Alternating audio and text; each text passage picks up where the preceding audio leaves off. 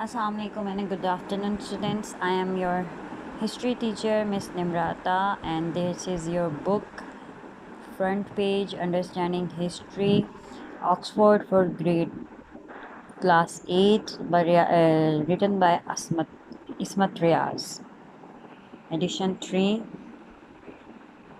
Let's start with the chapter number 2. Leave the chapter number 1, start with the chapter number 2. As we already know that you are going to study the pre-9, so we only studies that chapters which are related your ninth book. Okay, so let's start with the name of Allah. Chapter number 2, page number 15. Sir Syed Ahmad Khan, The Muslim Regeneration Renewal Renaissance. Sir Syed Ahmad Khan in 18 क्या era था इनका 1817 to 1898 तक का. Yes, started with the Shah Waliullah has started a movement in the 18th century to stop the political and moral decline of the Muslims. Shah Waliullah ने कब start किया? 18th century में started की मूवमेंट. क्या करना शुरू किया उन्होंने? स्टॉप किया पॉलिटिकल और मॉरल डिक्लाइन को जो कि मुसलमानों में हो रहा था. सर सैयद अहमद शहीद Brailwi had tried to liberate the Muslim to the Punjab by fighting the Sikhs, and Haji Shrayatullah in Bengal led the movement against the exploiting of the Muslims by zamindars. अब क्या हो रहा था? कत्लो गारत हो रही थी, सिखों के साथ हो रही थी, फाइटिंग हो रही थी, जंगेज़ी में हो रही थी और एक्सप्लॉइट किया जा रहा था मुसलमानों को ज़मींदार्स और डिफरेंट शरीयतुल्लाह इन बंगाल और सिख्स और हाजी शरीयतुल्लाह ऐसे लोगों के साथ, ऐसी नस्लों के साथ इन लोगों को डिफरेंट तरीके से एक्सप्लॉइट किया जा रहा था. It was sir Syed Ahmad Khan effort in the 9th century. They led the way for the reformation and progress of the Muslim through rebirth of learning. Renaissance means rebirth of learning and education. Okay, अब क्या हुआ जब उन्होंने देखा कि मुसलमान exploit हो रहे हैं डिफरेंट लोगों के हाथों से, डिफरेंट नस्लों के हाथों से, डिफरेंट तबकों के हाथों से, तो सर सैयद अहमद ख़ान ने 18th सेंचुरी की उन्होंने शुरू की, लेकिन 19th सेंचुरी में वो कामयाब हुए.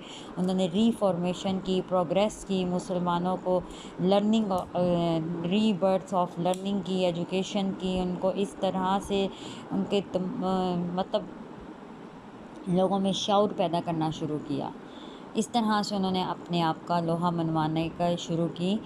क्यों? 19th सेंचुरी में उन्होंने लोगों को रीबर्थ ऑफ लर्निंग, जो कि आपको पता है कि वो लोग जो जहालत में चले गए थे, उनको कुछ समझ नहीं आती, तो फिर उसके बाद उनको बहुत से लोगों ने एक्सप्लॉइट करने की कोशिश की, लेकिन फिर सर सैयद अहमद ख़ान ने मुस्लिम सोसाइटी के लिए एक कदम उठाया. अब वो क्या थे इक़दामात हम देखते हैं. So Syed Ahmad Khan was born in Delhi. You must have your lead pencil in your hands and underline the basic basic and difficult words like dates. You must underline the dates. These are very important. And underline difficult words which is very difficult, which you have see that their meanings are difficult, and you don't know about the meaning, you can search over in the Google, or you can and then ask me about that particular thing. Okay, in a family had been in the service of Mughal emperors. Syed Ahmad Khan born in Delhi 1817 में दिल्ली में पैदा हुए. इस ऐसी family में जो Mughal empires के खिदमत करती थी. His father was Sufi with a mystic approach of life. His mother was more practical person who took interest in her son education and brought up in the good human being, the sound of knowledge of his religion, Islam. अब बाप जो था वो क्या करते थे, बाप जो था वो सूफ़ी थे, माइस्टिक अप्रोच रखते थे लाइफ की, एक ज़रा प्रैक्टिकल अप्रोच लेते थे। लेकिन जो माँ थी उनकी, उसने बहुत अहम किरदार अदा किया। वो इंटरेस्ट लेती थी कि उनका बेटा जो है वो तालीम हासिल करे और इस्लाम को एक अच्छा इंसान बने और इनको नॉलेज हो इस्लाम का। By the time Syed Ahmad Khan reach his teenage years the British take over and the subcontinent of the power the father's death. इसी तरह से सैयद अहमद ख़ान बड़े होते गए और उन्होंने क्या किया, उन्होंने सब कॉन्टिनेंट में रूलिंग पावर करते गए। उनके फादर्स की 1838 में डेथ हो गई, तो उन्होंने क्या किया, he enter service with the East India Company as a junior clerk under English जज। उन्होंने ईस्ट इंडिया कंपनी में अपने जूनियर क्लर्क के हैसियत से इंग्लिश जज अंडर एन इंग्लिश जज में जूनियर क्लर्क की हैसियत से नौकरी स्टार्ट कर दी। Mister Robert Hamilton Syed Ahmad Khan studied British law and pass the examination with merit. उन्होंने ब्रिटिश लॉ का एग्ज़ाम दिया एंड मेरिट पे हुए। He soon rose to the junior जज और फिर वो जूनियर जज बन गए इन 1841 में। By 1855 he promoted to the rank of सरदारे आमीन, the highest rank an Indian could reach the judicial service of the British. और इस तरह वो तरक्की करते करते हायर रैंक में पहुंच गए ब्रिटिश के। अब सर सैयद अहमद ख़ान ने क्या क्या बुक्स लिखी और उनकी राइटिंग्स क्या थी during this loyal service and the Syed Ahmad Khan job on self education. उनको क्या किया था, उन्होंने सेल्फ एजुकेशन में अगेन आई तो want to say that underline the words, underline the lines which you think that these are the important for you. He read histories, उन्होंने histories की books बहुत पढ़ी। He write the books on the histories, और उन्होंने history की books पढ़ने के साथ साथ लिखी भी बहुत इन लाइक मुस्लिम इन हिंदुस्तान, किस तरह से मुसलमान हिंदुस्तान में सर्वाइव करते थे। His most famous books ones are Asarul सनादीद।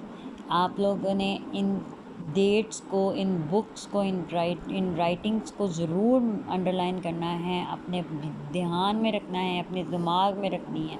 MCQs इन्हीं से ही बनते हैं आप लोगों के। A description and a revaluation of the historical monuments of Delhi इस एंड सिलसिलत मुल्क अ chronological of the king empires and merchants of the India from the ancient times up to Queen's Victoria. His other great interest was religion, on which they wrote essays. Sayyid inherited religion devotions. His father later came over the influence. Shah Abdul Aziz and Sayyid Ahmad Shahid Brailwi, he is opposed to wasting time and emergence over the aimless superstitions. अब उन्होंने क्या कहा है, उन्होंने कहा है कि इस पूरे पैराग्राफ में आप लोगों के लिए आई